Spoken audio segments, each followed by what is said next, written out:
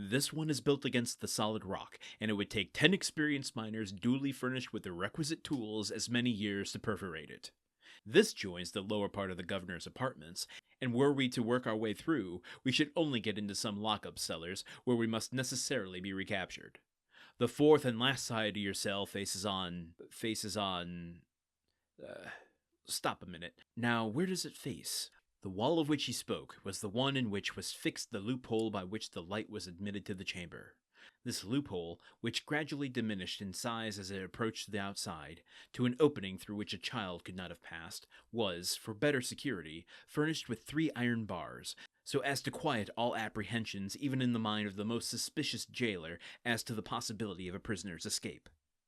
As the stranger asked the question, he dragged the table beneath the window. "Climb up," said he to Dante. The young man obeyed, mounted on the table, and, divining the wishes of his companion, placed his back securely against the wall and held out both hands.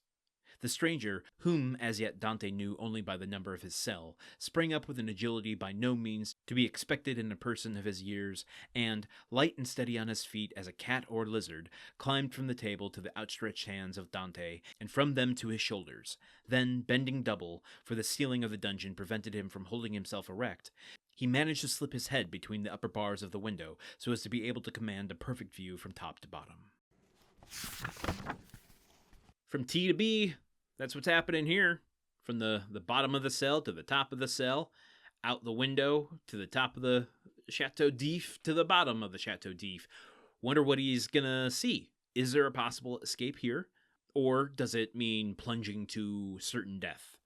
Do they have to scale the outside of the building, maybe? Makes me wonder when he said that he was planning on busting through the outside of the wall and then just dropping into the sea. Like, how far is that drop? What was he expecting? I mean, he's doing all kinds of geometry on his cell floor, again, presuming it's the Abbé, which this entry actually acknowledges that Dante doesn't know who the hell this is, and so neither do we, but we can kind of assume, right, folks? We can assume. How far down is he gonna fall? Now, maybe they're pretty close to sea level, because we did talk in earlier chapters about when they entered into the prison to begin with, they're put into a cell, and then the mad ones, the crazy ones, the bedlam, they go to the bedlam below, to the dungeons, which is on a lower elevation. And I have to imagine, I guess there's no confirmation of this, but just what I was envisioning when I read it was that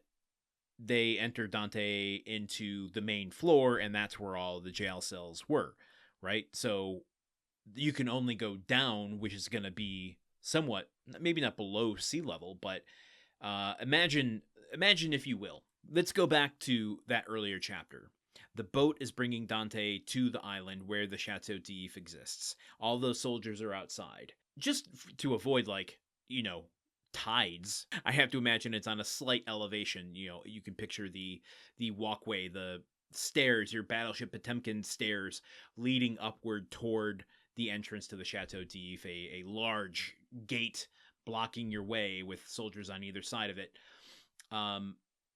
How far up do you think that goes, elevation-wise? 1 story, 2 stories? Let's just say 2.5, 3 stories to begin with, to be generous. So when they go in here, then they have to descend the stairs to go to the dungeons.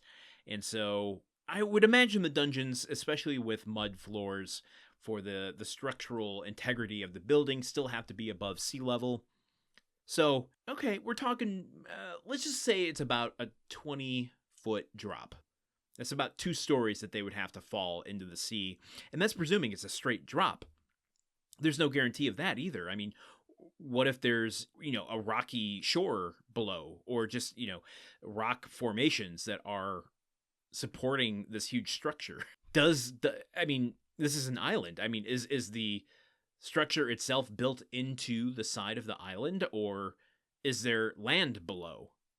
These are geographical questions I don't have answers to. But I'm assuming, listen, let's just, suspension of disbelief. Number 27 has thought all this through, and that's why he's poking his head out the window right now to get more information, to do even further, more accurate calculations in the future. That's my thought. One last thing I want to just draw out here, and again, I'm not gonna keep calling it this, but just to give you a heads up where I'm heading here.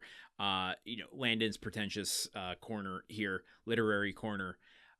I don't know if this is symbolic or not, because I don't know where we're going in this story yet. But Dante, by his own admission, is not well educated, and as we said in the last passage, the prisoner 27, who is now in Dante's cell, looks more like he has kept up his mental faculties than his physical ones. So by Dante helping number 27 up to the window, I'm wondering if this is going to begin a pattern of their relationship where Dante is the young, agile, the prisoner's pretty agile if he's climbing up onto his shoulders, but like the strong, burly, like the brains and the bronze, essentially, is what I'm getting to.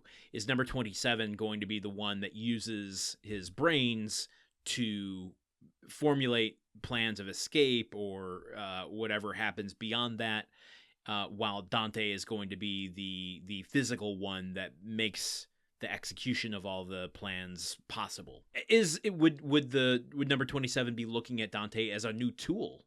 We actually don't know what their relationship is yet. Maybe that's all he's looking at him as, is like, you're nothing more to me than a chisel. Maybe. Interesting. Well, I just wanted to log that because it could be a dynamic that defines them moving forward, and this would be the first mention of it. Let's keep an eye on that as we continue forward with more of Chapter 16 of The Count of Monte Cristo right here tomorrow. I'll see you then. Okay, goodbye. The Countdown of Monte Cristo is part of the Gruntwork Podcast Network. This show is produced, edited, and hosted by Landon Solano. The original text of The Count of Monte Cristo by Alexander Dumas. Theme song by Magic Solo. If you want to support the show and others like it, visit patreon.com/gruntworkpod. Thank you for listening. See you tomorrow.